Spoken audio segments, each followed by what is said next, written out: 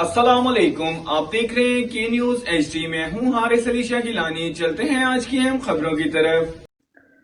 رخ کریں گے ساہیوال کا۔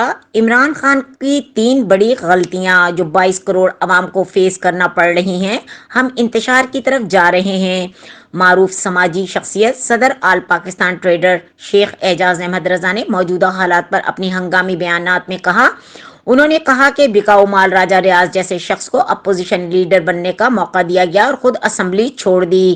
استعفے دیے گئے 9 اپریل ملک کی تاریخ میں سیاہ ترین دن کے طور پر جانا جائے گا۔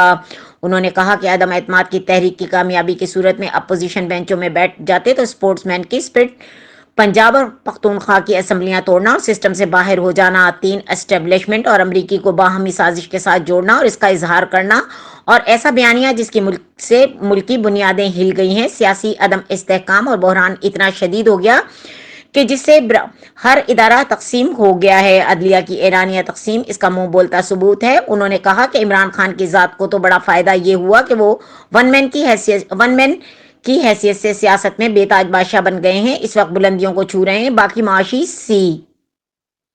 مزید خبروں اور اپڈیٹس کے لیے ہمارے ساتھ رہیے گا، تب تک کے لیے اپنا خیال رکھیے گا۔ اللہ حافظ۔